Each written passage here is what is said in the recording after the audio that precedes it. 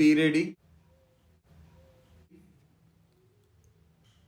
5 seconds.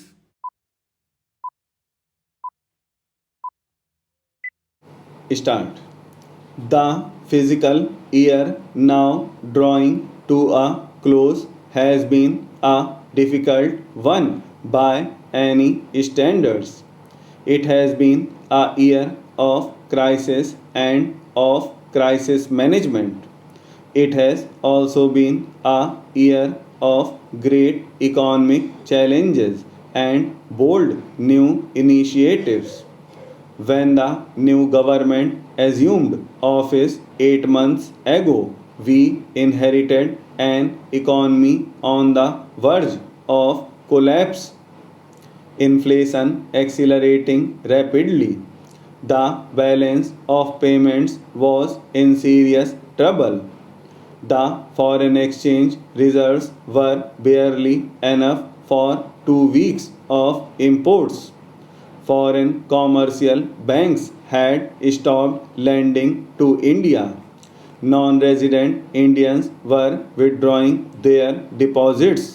Shortages of foreign exchange had forced a massive import squeeze, which had halted the rapid industrial growth of earlier years and had produced negative growth rates from May 1991 onwards.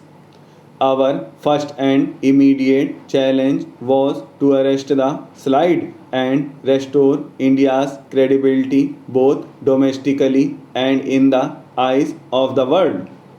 To achieve this objective, we had to make immediate measures to avert a default in international payments and also take steps to restore macroeconomics balance in the economy in the short run with a view to controlling inflation and reducing the balance of payments deficit to a manageable level.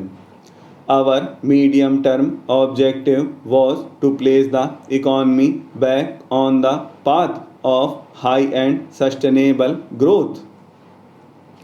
The new government took several initiatives in pursuit of these objectives. We took emergency measures to prevent a default in external payments, which would have been highly disruptive. The previous government had already decided to use a part of the gold held by the Reserve Bank of India to mobilize temporary liquidity abroad. We did not consider it prudent to reverse this decision, but we promised to redeem the gold at the earliest opportunity and we have kept our word. We began the process of restoring macroeconomic balance by seeking to reduce the fiscal deficit, which had grown very large in the previous year. We also embarked on a medium term program of structural reform, including new initiatives in trade policy and industrial policy aimed at improving the efficiency, productivity, and international competitiveness of Indian industry. Our longer term objective is to evolve a pattern of production which is labor intensive and generates larger employment opportunities in productive higher income jobs and reduces the disparities in income and wealth between rural and urban areas, which is very much essential now. Stabilization and structural adjustment are never painless or quick, especially when we are dealing with imbalances and structural rigidities which have built up over several years to bring the economy back to a path of rapid and sustainable growth.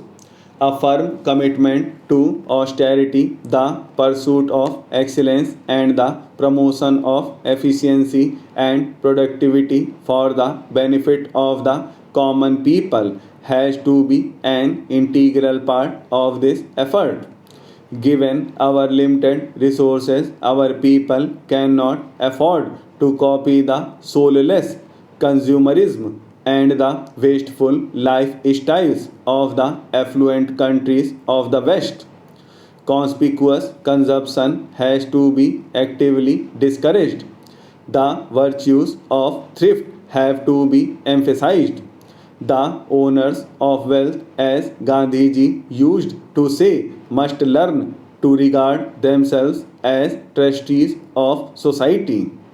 We cannot postpone structural reform and adjustment, but we must ensure that the burden of adjustment on the poorer and weaker sections of our society is reduced to the maximum possible extent. We are traveling through difficult and uncharted terrain where no action is without attendant risks and success will not always be immediate. We need patience, perseverance, and national cohesion if we are to succeed.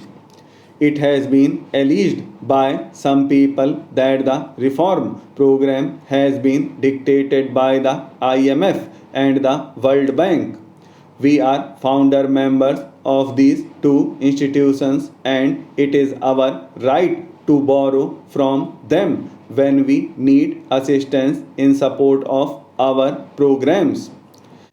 As lenders, they are required satisfy themselves about our capacity to repay loans, and this is where conditionality comes into the picture. All borrowing countries hold discussions with these institutions on the viability of the programs of which assistance is sought. We have also held such discussions.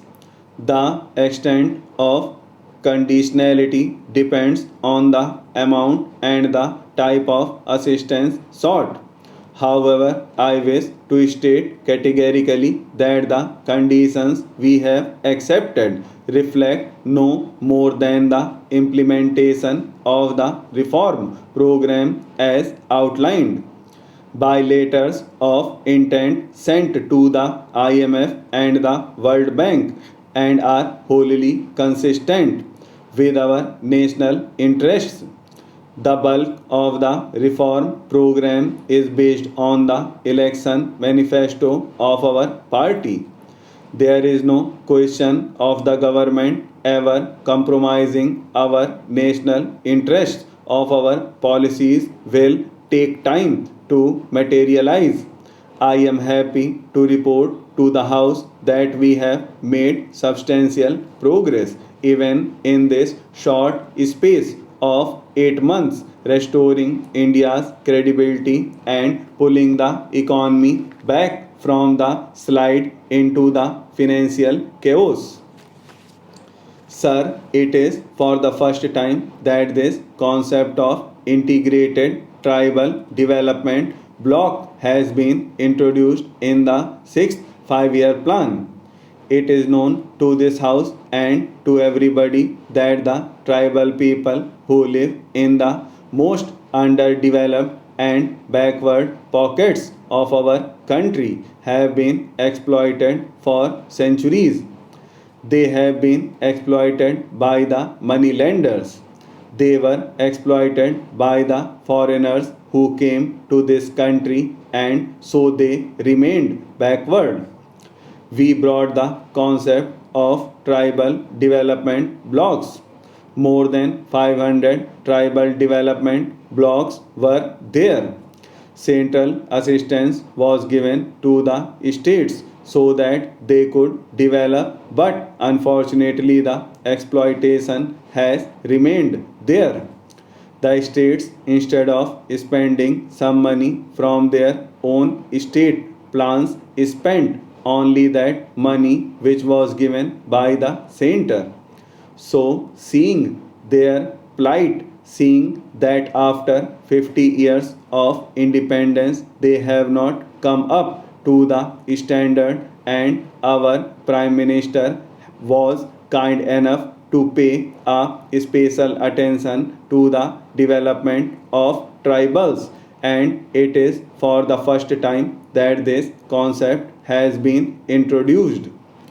This concept has been that we must protect them from exploitation, and we must raise their standard of living and their educational level.